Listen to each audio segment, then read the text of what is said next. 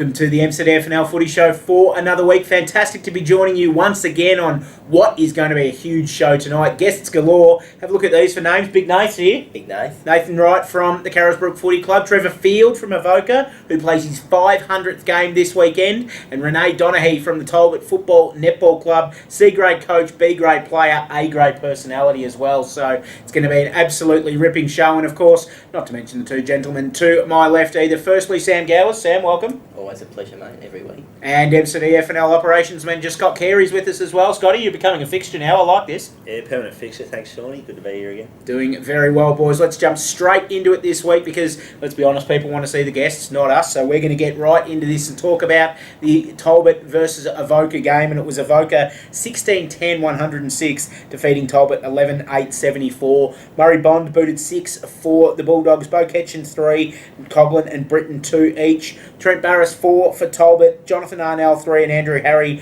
with 2 for the Hawks. Best for Avoca, Nankerville, Ketchen, Dukes, Lockie Edwards, Brad Schultz and Sam Kay. And for Talbot, Arnell, Prentice, Harry McRedmond, Sullivan and Whiteman. Good result for Avoca. Fantastic win for them. It really was an 8-point game. They got the job done nicely. 8-goal second quarter, setting things up for the Bulldogs in a game that Talbot were pretty well fancied in, especially by you two blokes last week. Did that. Can you remind you of that? Spoke to him last week.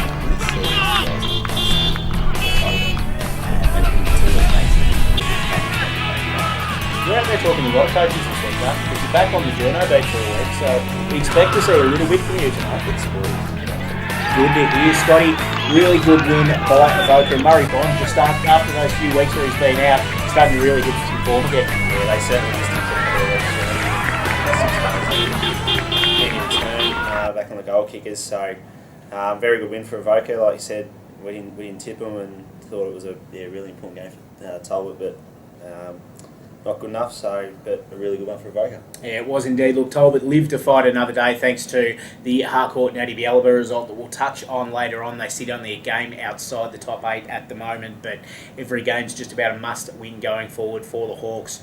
Lexington took on Denali on the weekend and, as expected, a big win to the Tigers. 20 goals, 5 at 125, defeating Denali 8-4-52. Matthew Brown, 8 goals on the weekend for Lexington. Robbie Mosby's continuing his fantastic recent form with another 5 goals. For Denali, Jamie Townsend, they're only multiple with 2 on the weekend. Best for Lexington, Brown, Aspland, Carslake, Chester, Phillips and Torpy. And for Denali, Hughes, Jackson, Wellard, Ballinger, Hawks and Thompson. Look, probably not a bad effort by Denali for 3 quarters of this game. There's only 5 goals in it at 3/4 time, I should say. Lexington finished full of run though, 8 goals to 1 in the last quarter, and showed that they definitely want to be a top 4 side again this season. Yeah, absolutely. They would have got a little bit of a shock at the start. I think Denali up by 7 points at quarter time. But Lexington came back full of run and absolutely demolished them in the last. Yeah, that they did. And Denali are just down a bit this year. Scotty can't quite find their mojo. Won a couple of games a couple of weeks ago. We thought they might have been back, but since then they've come up against some pretty handy sides. Yeah, they have, mate. They've been a little bit up and down, like you said, a bit inconsistent. You could probably go off the first quarter kicking 5 and then only 3 for the rest of the game. It's probably summed up their year. Next game we're going to have a look at. Carisbrook travelled out to Royal Park on the weekend, and in the end it became just another day for Carisbrook in season 2013. Another 30-goal day, that is. 31-20-206, defeating Royal Park 3-5-23. Big Nath on the board with 7 goals this week. Became the first MCDFNL player to go past 50 goals for the season, until Daniel Christmas did it the next day for Newstead as well, but we'll get onto that later on. So Nathan Wright's 7 takes him to 53 for the season. Matty Belton and Jackson Bowen kicked 3 goals each, as did Cornwall and Hudson Morgan, as well as Big Patrick Jeans. Jay Anderson, Justin Scully and Jake Bucknell, as well as Coach Luke Tracy, all kicked 2 goals. That's the most multiple goal kickers I've read out in a game all season. That is phenomenal. For Royal Park, just the 3 goals, Mar, McLean and Shelton on the weekend. Best for Carisbrook, Matty Belton, Robinson, Hudson Morgan, Anderson, Wright and Tracy. And for Royal Park, Collicoat, Blake, Shelton, O'Connor, McLean and Gray. Just another day out for Carisbrook. Scott Carey, 14 goals to half-time. 31-20, so they're probably a little bit inaccurate, but anytime you have 50 scoring shots in a game of footy, you're going pretty well. Yeah, it's coming quite regular, the 50 shots on goal. I think probably last 4 or 5 weeks in a row they've done this, so I'd say they'd be pretty pleased with their defensive effort too, keeping Royal Park to only 3 goals for the game. I think that's probably another side of their game we haven't really touched on this year. It's easy to look at the 50 shots on goal, but you keep sides to 3 goals for the game. It's a fair effort. Yeah, it's what's going to hold them in pretty good stead later on in the season, as is the acquisition of Matthew Belton this year, Sam Gowers, who by far and away has been the recruit of the year. Absolutely, he's blown sides away. He's dangerous around goal as well as through the midfield. He's quick, he's pretty tough, and he just knows how to get it done. He's in the top 10 goal kickers for the league as well. Maldon taking on Maryborough Rovers, and the Bombers had a bit more of a fight than probably what they were expecting on the weekend as the Rovers took it up to them. Maldon getting the chocolates though, as expected, 13-16, 94 to 8-8, 56. Davey 3 goals for Maldon, Birchall, Fitzpatrick and Conway 2 each for the Bombers. Josh Mockridge and Tristan Knight kicked 2 goals each for the Rovers as well. Best for Maldon, Kinross, Carroll, Hall, Shawnee Birchall, Hayden Kelly and Jamie Cox. For the Rovers, Fraser, Gunn, Towers, Moschetti, Kennedy and Scott Sellers. And really good performance by the Maryborough Rovers this one, Sammy. Only a 38-point loss in a team that's shooting for top 4 aspirations as well. Give a little bit of credit to Rovers for this one. Yeah, absolutely. Hats off to Rovers. People have been sort of taking pot shots at them all year, and they've stood up and shown that they've got a bit of fight. It's good to see. Having said that, the shoe on the other foot, 38 points. Maldon did flatter it a little bit. At half-time, they were 3 goals, 9. Had it kicked a little bit straighter. We may be singing a different song at the moment, Scotty. Yeah, you'd hate to see if they kicked a few more what it could have blown out to, but it could come back to bite them later in the year. You'd hope that doesn't happen every week, but coming up a couple of good sides probably the next few weeks here, you want to be kicking straight. Yeah, that's exactly right, and of course percentage is going to be crucial as we count down towards the end of the season. This was a very interesting result this week. Harcourt taking on Natty Bialaba up at Natty Yallock, and it was the Lions that got the job done. 8 goals straight up until half-time. 12 goals for the day. Straight kicking did the job for the Lions. 12-4, 76.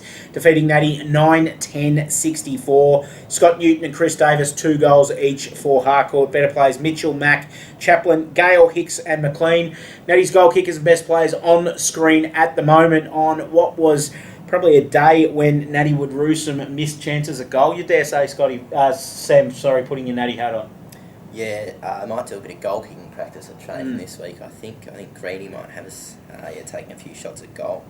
But Harcourt were the better team on the day and deserved to win, no doubt about it. Scotty, were we all a little bit too seduced by Natty Bialaba's win last week against Navarre and forgot that Harcourt's a pretty decent footy team? Yeah, well, we probably did. We probably, certainly forgot they're coming up against a side that's been in form all year in Harcourt. Sounds like Natty's just been a bit flat after the big win last week and probably couldn't bring the same intensity as they did against Navarre. So, very good win by Harcourt and keeps them in it for the rest of the year. So, they're pushing up the finals pretty well. And from all reports, Sammy, one name missing from the Harcourt better players this week that should have been in there. Matt Geary, from all reports, did a very, very good job against your boys on the weekend. Yeah, especially early on, cut us to ribbons through the midfield and up forward as well. Only kicked 1 goal, but certainly had a hand in plenty of others. Navarre took on Trentham on the weekend. A good win by the Hoppers, as one would expect, unfortunately. 17-20, 122. Defeating Trentham 3-3-21. Chris Brennan, 7 goals for Navarre on the weekend. Lou Baker got 3 and Nick Murphy with 2. All singles for Trentham, Pedley, Whitehouse and Gray. Better players for Navarre, Baker, Murphy, Brennan, Folkes and the Driscoll boys, Josh and Ash. And for Trentham, Scoble, Gray, Whelan, Wicker, Can and Cow, they're better players. Good rebound performance by Navarre, Scotty. We expected it to happen. Navarre did have some players out on the weekend. We know Ben Scott didn't play, Daniel Parkin didn't play, Zane Bigmore didn't play. So some of their big names out, and it allowed other players to come in and, I suppose, show their worth. Yeah, that's right. It's pretty much the best way to describe it. As a solid win on the weekend. They had to bounce back a little bit to come up against one of the bottom sides. It can be tough. You can get into a bit of a fight, and I think they've played pretty well. To come out 101-point winners is probably what they were after, so well done to them. Again, probably a little bit flattering. Sammy, they 7 goals 6 in the first quarter to 1 goal. If that had been 10 goals 4 or something like that, it may have put a different colour on the game. Yeah, that's to take nothing away from Navarre, though. Those names you said that are out for them. Yeah, that's right. There's some good names. Very good names, probably some of their best players. And to still get a 101-point win is a very good effort. And let's move to Sunday's game. Campbell's Creek taking on Newstead. The Castlemaine Derby, I think you dubbed this last week, Sam Gowers. I did indeed. In the end, the game ended up being a bit of a fizzer from a game point of view because Newstead took one look at Carisbrook's form against Royal Park the day before, said, anything you can do, we can do better. 32-11, 203, defeating Campbell's Creek 5-8-38. Daniel Christmas, 12 goals on the weekend, 59 for the season, spent probably 12 hours in third place on the goal kicking table. Scotty decided he didn't like that, so put on a performance on Sunday. Back up to the number one spot. Sammy Kerr, 9 goals as well, back into the side. Pretty handy recruit to come back into the side, especially with Ethan Ford heading overseas this weekend and will be out until the final series. Jonty Entwistle, Mitch Gilboy and Nathan Webster, all 2 goals each for Newstead as well. Cody Adamson, the only multiple goal kicker for Campbell's Creek with 2. Best for Newstead, Christmas, Kerr, Ford, Webster, Gilboy and Webster. And for Campbell's Creek, Hughes, Hodderis, Bradford, Cody Adamson and Chris Stone. Pretty good win again by Newstead, Sammy. Yeah, they've been maybe a little bit flat over the last few weeks. As you said, Daniel Christmas, 12 goals. That's a lot of goals. That's a lot of goals. And Sam Kerr come back in after missing a fair few weeks with an ankle injury and to kick 9 is also a very good effort. Pretty good way to ease into things, isn't it, Scotty? Just a lazy 9. I'd be happy with 9 kicks on the weekend, let alone 9 goals, mate. So, yeah, it's fantastic of it. Fantastic work by you. Let's start to wheel the guests in, though, ladies and gentlemen, because, as I said, we've got a triumvirate of fantastic guests lined up for you. Firstly, Big Nath is going to join us. Then, as we said, Trevor Field from Avoca and Renee Donaghy from Talbot. So let's have a chat to the big man. Big Nath, of course. That's what we've coined him as here on the show. He's more commonly known as Nathan Wright, but got stuck into you on Twitter, so he decided to have a go back one day, and it's been Big Nath since then. It's stuck. It has. The Carisbrook boys have started calling him Big Nath. Well, let's hope so as well. And let's give him his chance for a reply, because coming to join us in the studio right now from the Carisbrook Football Club, Nathan Wright, after this. Welcome back to the MCDFNL Footy Show with the first of our guests for the night, and he's a man that's been quite regularly mentioned on the show in the last couple of weeks, Sammy, not just because he's kicking goals left, right and centre for Carisbrook, but you've also coined him Big Nath after he got stuck into you on Twitter not long ago.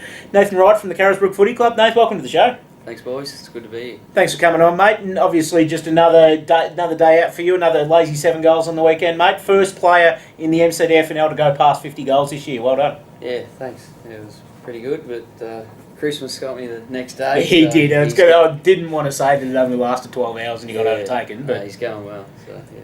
All going well at Carisbrook this year, obviously undefeated, just absolutely flying along nicely. Yeah, well, going pretty well at the moment. Not too many injuries, which is, touch wood, but things can change, and yeah, it's just going well this time of the year, so happy at the moment. You say Carisbrook's going pretty well, mate. You're flying yourself, as we said. What's turned around this year? You've been handy in the past, but I'd say career best form at the moment for you. Just having a good year, but pretty good team structure and got a good connection with, good team play at the moment. We're, going well, so happy with that. Not Matty Bilton ramming the ball down your throat. Nothing to do with that. Matty Bilton, he's a gun. He's kicks a few down my throat, and pretty happy with him for being the red and black. How does the coaching structure work at the moment with Carisbrook? Obviously, we know that you've got LT and Ben Kick both coaching the side and both as playing coaches. It's kind of weird, I suppose, to have co-coaches that are both on the field. Yeah, no, they're both great on-field leaders and great coaches. And we've got a couple of bench coaches, Andrew Tatchell and Craig Mortlock. Yep. They do a lot of behind-the-scene things as well. Oh, beautiful. They're big hands, so yeah, good coaching structure and pretty happy. Yeah. Earlier in this season, mate, you were lucky enough to be selected in the interleague side, played against the Pecola District Footy League and gave them a nice old touch-up. What was that experience like, playing with blokes that normally you're playing against every week? Yeah, no, it was a fantastic experience. Great bunch of blokes to play with.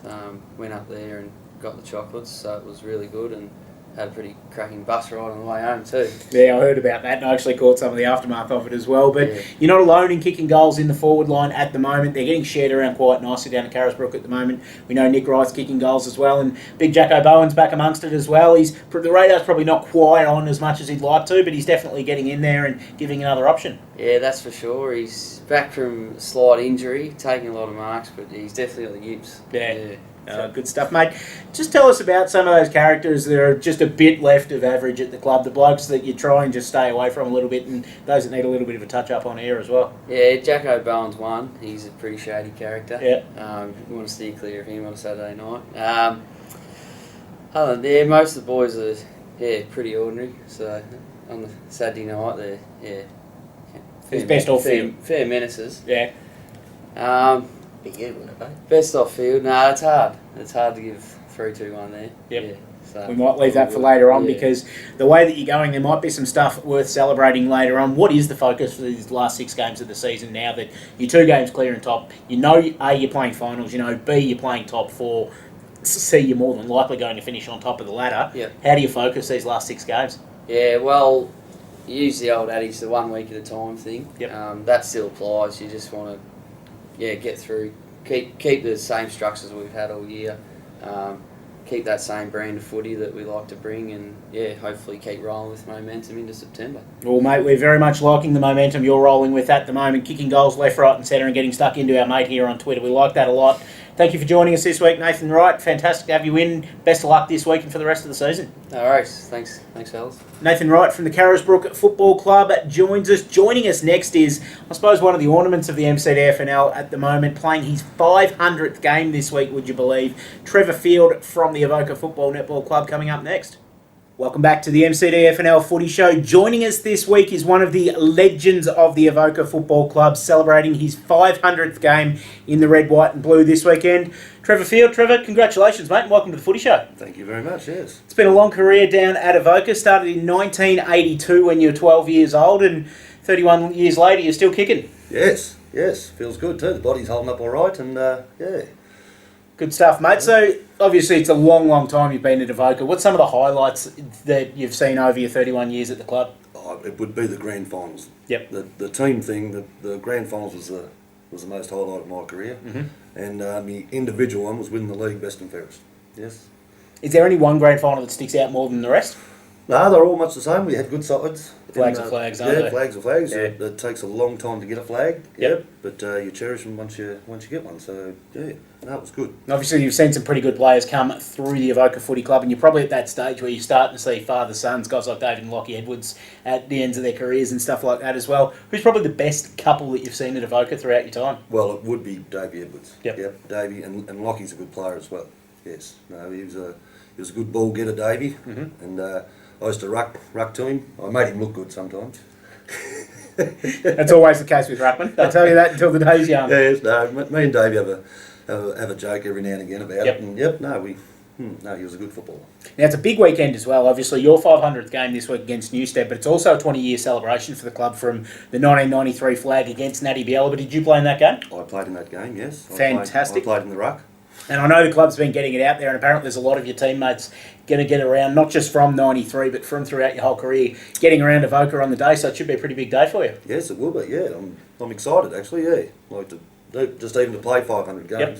Yeah, it is a lot of footy. The form line's holding up okay. You played seniors this year, and you kicked 9 against Rovers not long ago, so Yes. you're not just in the side just for longevity or anything like that. You're very much holding your own down there. Yes, yeah, and I'm enjoying my footy, yes, yeah. I am enjoying my footy, yeah. How does this current Avoca side rate? Obviously, they're on the precipice of the 8 at the moment, and they've got a chance to do some good things later on this year.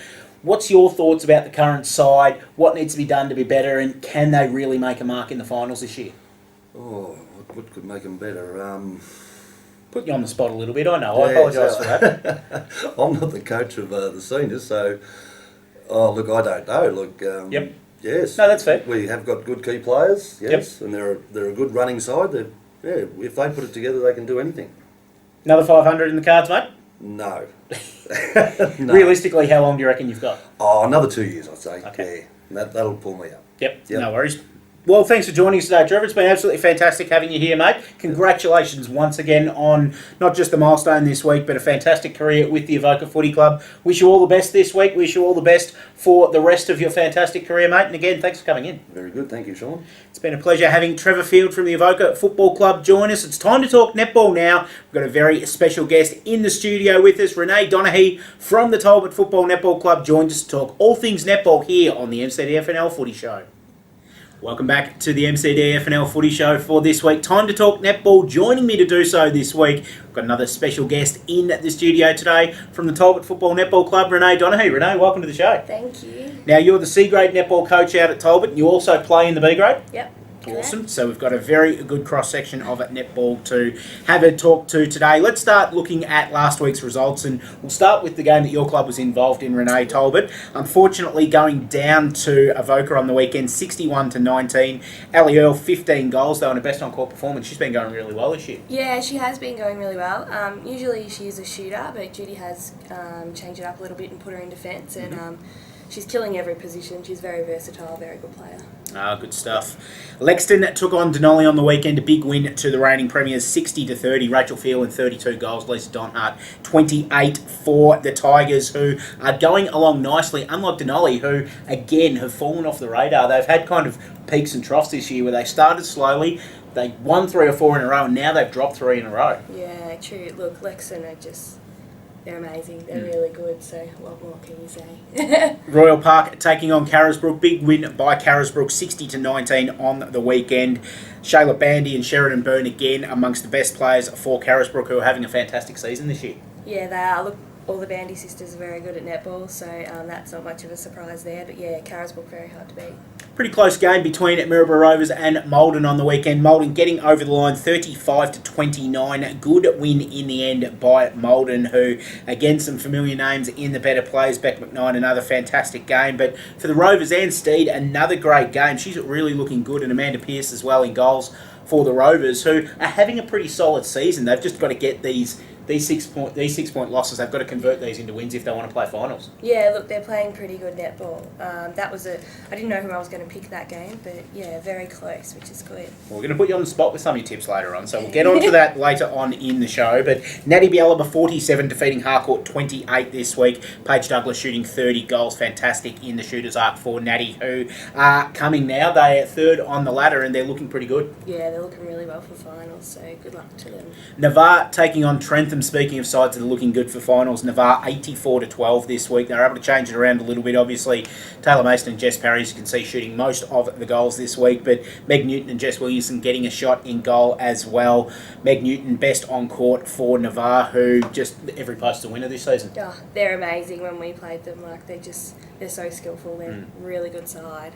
And the last match for the round, of course, Sunday game this week. Newstead 62 defeating Campbell's Creek 7. Good game by Newstead. Jess Deneath again, their best player on court, second week in a row. And unfortunately for Creek, a much expected result in this game. Yeah, unfortunately, look, we played Newstead last week, and yeah, very, very strong side. We'll have a quick look at the ladder before we start to grill you this week, Renee. And Navarre, of course, sitting on top of the ladder, undefeated with 10 wins.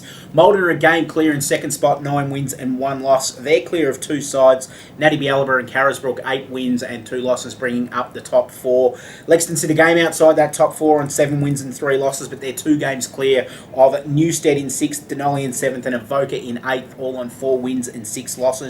Harcourt and Royal Park sit just behind them with 4 wins each, 9th and 10th. The Rovers still not out of it yet. They're only 2 games out of the pace in 11th spot with 3 wins. Talbot and Trentham 12th and 13th with 1 win each, and of course Campbell's Creek yet to open their account. Renee, tell us a little bit about the mood around the Talbot Football Netball Club at the moment. We know that the footy's not great. They've dropped the last 3 games, and your A grade's only won 1 game for the year. But I went out to Talbot a few weeks ago to have a chat with a few of the boys out there, and it seemed like there was still a really good vibe around the place. Yeah, look, there is. Coming from the boys' side of things, they probably should have won Saturday's game to get into finals, but look, do have a few injuries, but they're keeping their heads high, and hopefully we can knock off a few games in the coming weeks. There's always bright spots in tough seasons, as we know, and unfortunately it hasn't been the most successful year for you in the netball, but I suppose you're looking at the lower ranks. You coach the C grade, you're playing in the B grade, and the B grade team's actually going really well this year. Yeah, look, we're doing really well. Defensive-wise, all 3 teams are doing really well, so yeah, that's really good. What's the bright spots that you guys see at Talbot for this year in the netball ranks? Look, we're just a really good club. Like, socially wise, we all get along. There's like no bitchiness at the club, anything like that. Yeah, it's just having Judy Cressell there as A grade coach, and then Nick as B and me as C. It's really good to work together with 2 very qualified coaches to try and produce some good netball in the future. Have you got any really superstitious players at the club from a netball point of view, apart from yourself? I know we were talking before, and it'll lead into another question I'll ask later on about a certain footballer that's fairly superstitious, but any real superstitions amongst the netball girls in the club? Apart from yourself, and you can go into your own if you like. No, that's fine. I'm trying to think. I know a few C-grade girls, when they warm up, they're pretty superstitious, like with putting on their ankle braces and things like that. Victoria McClure and Kimberly Crisell's a big one. She has a few superstitions. But yeah, no, all the girls are pretty easy going. Shani Duffin plays with a headband every week. I don't know if that's superstitious or not. Oh, I suppose it's one of those little quirky kind of things. Rochelle Duffin, speaking of the Duffins, fantastic contributor for our interleague sides this year and 17 and under teams as well. She's really one to keep an eye on coming up through the ranks at Talbot this year. Yeah, look, she is. Us senior coaches have been trying to bring some of the junior girls up to give them a game here and there in the senior sides, just to get them ready for the next couple of years. So yeah, she's a really good player, one to watch, definitely. How is that pathway between bringing like the under-17s up through the seniors and obviously teaching them the things they need to know at that level so that they can then step up and be productive as soon as they go into seniors? Yeah, look, really good. Wendy Collegiate is an absolutely amazing coach for the juniors. She has all 3 junior sides, so they do have a fair bit of knowledge when they come up to the senior sides, which is really, really good. But look, they're blending in really well. We all play as a really good group, so there's no issues there. They just slot straight in. Now, from the footy side of things, your partner plays out at Talbot as well, who's a footy show favourite, Mr. Matthew Smith, who was on the show earlier this year and I think has been on the end of a few drive-bys as we go throughout the year. Now, he's a very superstitious gentleman as well, you were telling us beforehand. Yes. Run us through some of the stuff he has to do before each game. Well, he has to wear the same jocks every game. That's understandable. It's a fairly common Has to be kind of comfy. footy thing. He has to wear the same singlet every game. He makes the same amount of sandwiches and has the same things on the sandwiches each game. And he has to have the same colour Powerade every game as well. I tell you, there's a lot that can go. There's a lot of steps there that can be interrupted. So, come on, Maddie. I think you just need to tighten that up a little bit.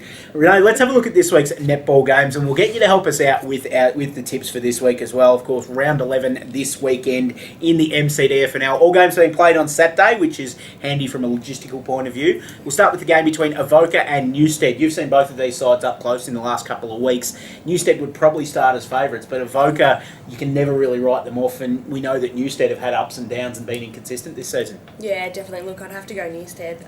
Stronger team. Yeah, I think they'll knock Avoca off. Natty Bialaba taking on Royal Park at Natty. You'd imagine the Swans would start favourites here. Definitely, yeah.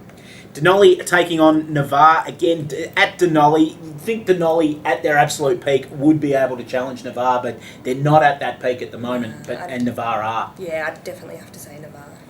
We also have Trentham taking on Campbell's Creek. This could be a very interesting game, actually. It could be. Look, I think I'm going to go for Trentham on this one, definitely.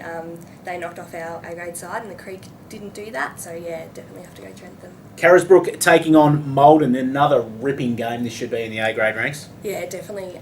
Look, I'd have to go for Carisbrook on this one. Harcourt taking on the Maryborough Rovers. A really important game for both teams that sit just outside the top 8. Yeah, it is. Look, I think they'll both be in it for the win, but I'll have to go Harcourt on this one. And the last game for the round, and this one's going to test your tipping allegiances, Talbot taking on the reigning premiers in Lexington. It's going to be difficult. Do I have to be honest? Yeah, it's a damn straight you have to be honest. No, I love the club, we're a really good club, but yeah, no, Lexington's got us covered. I could feel a butt coming on somewhere there. Lexington's definitely got us covered. Well, Renee, thanks for joining us on the Footy Show this week. You've been a breath of fresh air coming in, as we say each week. It's great to have someone that actually knows what they're talking about when it comes to netball coming in and joining us. So thanks for joining us. Best of luck this week and for the rest of the season. Awesome, thank you. Thank you very much to Renee Donaghy from the Talbot Football Netball Club. Time to talk footy again, and let's get the footy tips from Sam Gowers again this week. You wait on them every week. Let's go and get them right after this. Renee Donaghy from the Talbot Football Netball Club. Welcome back. It's time, as we said, for the tips for this week. And Sam Gowers especially, a little bit of stick after picking Talbot last week. And picked Natty again last week and didn't quite work, so it's going to be very interesting to see which way you go this week, as it's quite scary to think we've only got 6 games to go left before final. Scott Carey in the season. Round 11 this week, Avoca taking on Newstead. Huge day for Avoca, as we mentioned before, with Trevor Field's 500th game and the 20-year premiership reunion of their 93 flag win against Natty, but they're coming up against a Newstead side in pretty good form. Sam Gowers. Yeah, I think Daniel Christmas and Newstead will spoil Avoca's party there. Yeah, unfortunately, for Avoca, it's going to happen. Newstead probably comfortable winners, I'd say. You'd think that would be the case. They'll start as favourites. Natty Biella taking on Royal Park. Sorry to be talking while you're interrupting, boys. Natty taking on Royal Park out at Natty. Natty hoping very much to rebound after last week's performance. I'm going to ask you if they can do it, Sam, knowing quite well what you're going to tell me. They can. Natty for me. I think this will be actually an okay game, and I expect Natty to win, but yeah, I wouldn't be surprised if it's a bit closer than everyone thinks. Royal Park missed Trent Pye last week, and I think it showed how important a cog he is in that midfield at the moment, that Carisbrook basically were able to do as they pleased. If they can get him back in this week, it'll really go a long way towards tightening this game up a bit, I feel. Yeah, he's been kicking a couple of goals too, so you take a couple of goals out of the side, and yeah, it doesn't exactly help, so... Denali taking on Navarre at Deledio Reserve this week, and things don't get much easier for Denali this weekend, unfortunately, with Navarre likely to have a few players back coming off a 100-point win, Sammy. Yeah, pretty hard to tip against Navarre here, so I'll go with them. Yeah, Navarre for me too. Yeah, pretty hard to tip against Navarre at the best of times, let alone against Denali. Trentham taking on Campbell's Creek. Interesting little game, this one. Very much a danger game if Creek don't come switched on, and we know they're up and down this year. They're pretty inconsistent and they haven't travelled all that well. Trentham come to play, this could be their chance. Yeah, I think it'll hinge on whether Sean and Joel Smith play this week. If they do, I'm going to back Campbell's Creek. I want to go Trentham, Shawnee. Good. Go I like that. Get around the boys down the Saners down there, so I think this is probably one they would have locked in over the last few weeks, and they'll be putting a fair bit of effort into it, so I'll go with the Saners. Always good to show love. Scott Carey have done very nicely indeed. Talbot taking on Lexington. We mentioned that every game's just about must win from here on for the Hawks, and it's not going to be an easy one this week against the Tigers. No, sadly for the Hawks, I'm going to go with Lexington. Yeah, Lexington pretty easy, I'd say. Carisbrook taking on Maldon this weekend as well, and we mentioned that there's no easy games, and for Maldon, whilst they are up and about and they're in a bit of form at the moment, it's almost like running into a juggernaut this weekend. Yeah, nothing against Maldon, but Carisbrook easily. Yeah, good test for Maldon, I think, Shawnee, to see where they are at, but yeah, Carisbrook for this one. Look, you're dead right. It's what Maldon will take out of this game is how competitive they can be against Carisbrook, knowing that if they want to do anything this season, Maldon, they have to go through Carisbrook later on in the season to do it. So, a bit of a litmus test for Maldon this weekend to see exactly where they're at. Final game of the round, Harcourt taking on Maryborough Rovers. Harcourt, I'd imagine you'd be plumping for here, Sam Gowers. Harcourt for me, yep. Yeah, Harcourt. All matches Saturday afternoon this week as well. Makes it nice and easy for you to get around to your favourite MCDFNL game. It's about all we've got for this week. What a fantastic show we've had, and thanks to all of our fantastic guests for coming in and joining us. Thanks to as well to you, Sam Gowers, in good form once again. Thank you very much. And thanks to you, Scott Carey, as well. We used the term permanent fixture earlier in the show to describe you, and I reckon that's pretty apt. Yeah, absolutely. That was good tonight. You were. Yeah.